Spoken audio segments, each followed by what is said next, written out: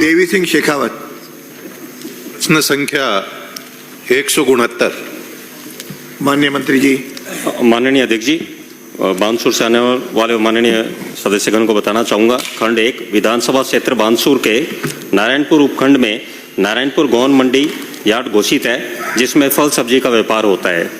खंड 2 विधानसभा क्षेत्र बानसूर के अंतर्गत कृषि उपज मंडी समिति बानसूर एवं गौन मंडी यार्ड नारायणपुर में अप्रैल 2018 से दिनांक 31/12/2024 तक संपादित कार्य कराए गए निर्माण कार्यों का विवरण में स्वीकृत राशि, व्यय राशि, कार्यवार, संवेदकवार, परिशिष्ट अ पर संलग्न है।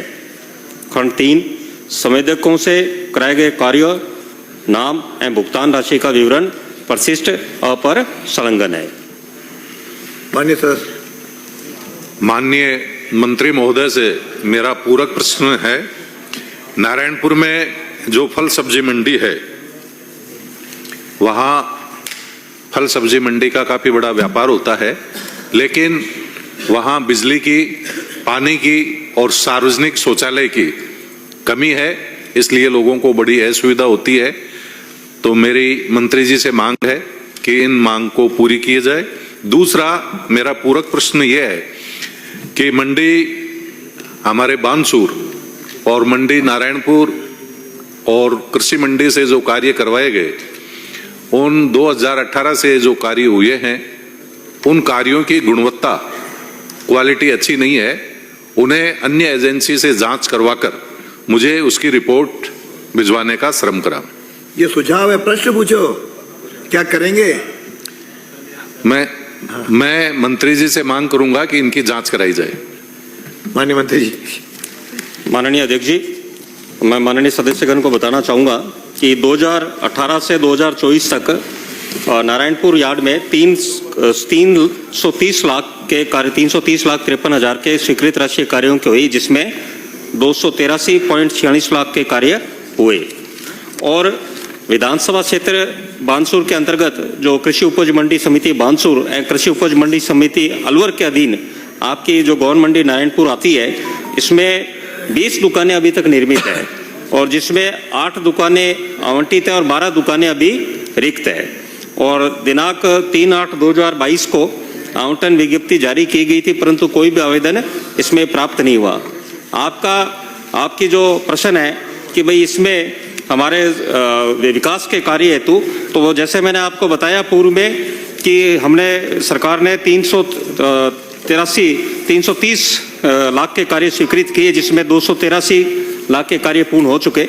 जो आपकी मांग है पानी, बिजली, लाइट और शौचालय की, उसको हम पूरा करेंगे, जो भी उसमें कमी है उसको दुरुस्त करेंगे।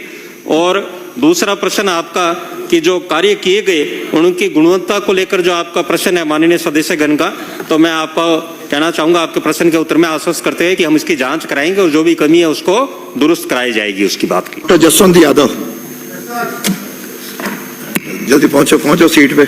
मेरी तैयारी तो रखी रह गई सर, मेरी तैयारी तो रखी रह गई सर। अब मैं क्या करूं? रहने दो। नहीं, सब हो जाएंगे ना, उसका समय बचेगा तो मैं पूछ लूंगा।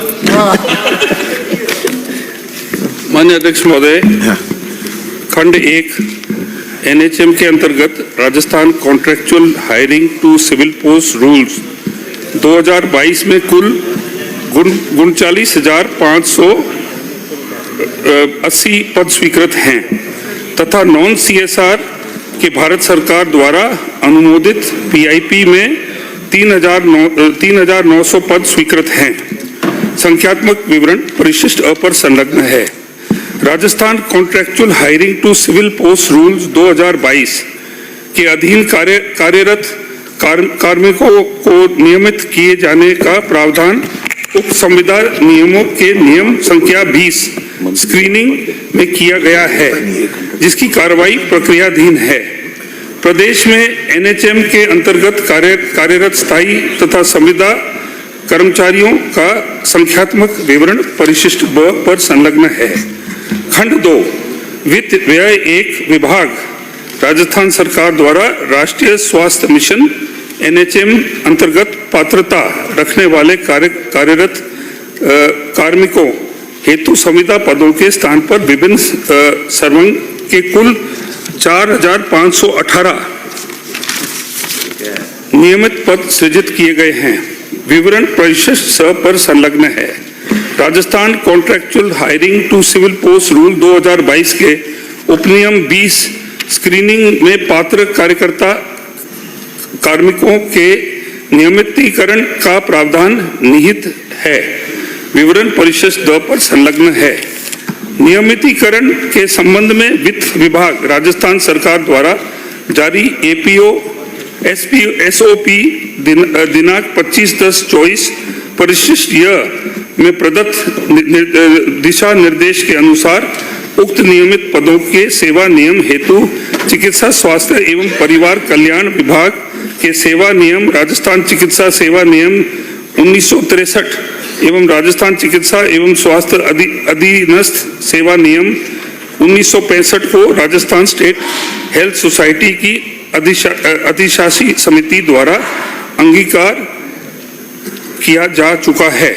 खंड 3 वित्त विभाग राजस्थान सरकार द्वारा एनएचएम के अंतर्गत Rajasthan contractual hiring to civil post rules 2022 के तहत समस्त संविदा पदों का मानदेय निर्धारित किया गया है। विवरण परिशिष्ट अ पर संलग्न है। Rajasthan contractual hiring to civil post rules 2022 के उपनियम 13(1) मानदेय एवं अन्य सुविधाएं में प्रतिवर्ष 5% मानदेय वृद्धि का प्रावधान है, जिसके अनुसार कार्रवाई की जा रही है। खंड 4 एनएचएम के अंतर्गत संविदा कार्मिकों के रिलोकेशन किए जाने हेतु विभाग द्वारा रिलोकेशन पॉलिसी क्रमांक 250 दिनांक 19/2/2024 जारी की गई है। विवरण परिशिष्ट र पर संलग्न है। माननीय सदस्य। माननीय अध्यक्ष जी, जिन संविदा कर्मियों को जैसे फिजियोथेरेपिस्ट है, असिस्टेंट है, रिहेबिलिटेशन वर्कर है के पदों पर नियुक्ति दी गई, इनकी योग्यता व कार्य समान है, फिर भी रिहेबिलिटेशन वर्कर का वेतन, फिजियोथेरेपिस्ट का वेतन इससे कम क्यों है? क्या इनको समान वेतन देने के लिए सरकार की कोई योजना है? और जिन संविदा कर्मियों की नियुक्ति लगभग 15 वर्ष हो गए और उनको अभी तक नियुक्ति नहीं मिली है, तो उनकी एज के बारे में क्या सरकार ने कुछ सोच रखा है कि उनको अगर एज में कुछ रिलैक्सेशन दिया जाएगा जब आप परमानेंट करेंगे तब, या उनके लिए कोई मापदंड बनाया हुआ है? नंबर 1। दूसरा बाद में पूछूंगा। माननीय मंत्री जी। माननीय अध्यक्ष महोदय, पहले 15 साल का नियम होता था कि रेगुलराइज करने के लिए, अब 1.5 साल पहले नया नियम बनाया गया जिसके अंदर 9 साल के बाद में उनको रेगुलर किया जा सकता है। अभी जो एनएचएम के अंदर जो गैप फिलिंग है, स्टेट जो है वो अपनी रिक्वायरमेंट बताता है कि हमें टेम्पररी बेसिस पे कितने लोग चाहिए, और एनएचएम जो है नेशनल हेल्थ मिशन वो 60-40 की रेशियो पर हमें 60% वो उनकी सैलरी देता है और 40% हम देते हैं।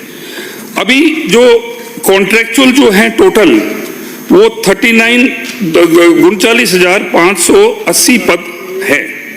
इसके अंदर अभी और भी रिक्रूटमेंट ऑन है।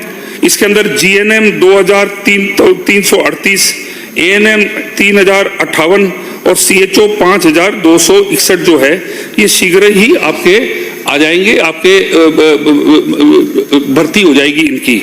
इनके अलावा जो है, जो जैसे मैंने बोला था कि जो 15-16 साल से लगे, 15 साल से लगे हुए हैं, और अभी जो 9 साल का किया है, 9 साल वाले भी जो आ जाते हैं अपने रेगुलर के अंदर, तो उसमें हमने क्या किया, पॉइंट सिस्टम कर दिया है। हर 3 साल जो है उसको 1 पॉइंट दिया है, तो जो 15 साल वाला है उसको 5 पॉइंट मिलेंगे, 9 साल वाले को 3 मिलेंगे। तो इस अनुसार जो है हमने भर्ती की है। माननीय अध्यक्ष महोदय,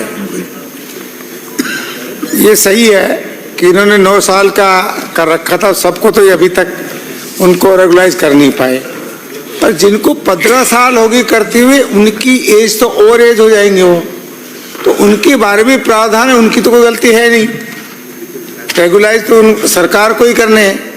तो ऐसा कोई प्रावधान है उनकी 15 साल की हो गए तो उनको एज में कोई रिलैक्सेशन देंगे कि नहीं देंगे? वाणी मंत्री जी, एज जो है वो सभी डिपार्टमेंट में वो बिल्कुल ही एक यूनिफॉर्म है। तो एज जो लिमिट है वो सब जो डिपार्टमेंट्स जो सरकार के होता है उसी नियम के अनुसार हम चलेंगे। अगर अभी तक आपने चैनल को सब्सक्राइब नहीं किया है तो चैनल को लाइक, शेयर व सब्सक्राइब अवश्य करें। जिले की तमाम छोटी बड़ी खबरों को जानने के लिए बने रहे वॉइस ऑफ कोटपुतली के साथ। बालाजी फिनसर्व, जहां मिलती है आपको वाहन बीमा, स्वास्थ्य बीमा, म्यूचुअल फंड, जीवन बीमा, फाइनेंस, साधारण बीमे की सभी सुविधाएं। कार्यालय बानसूर महाविद्यालय के पास, बाईपास रोड बानसूर। मुख्य कार्यालय लालकोठी कोटपुतली। अधिक जानकारी के लिए संपर्क करें 8302367656।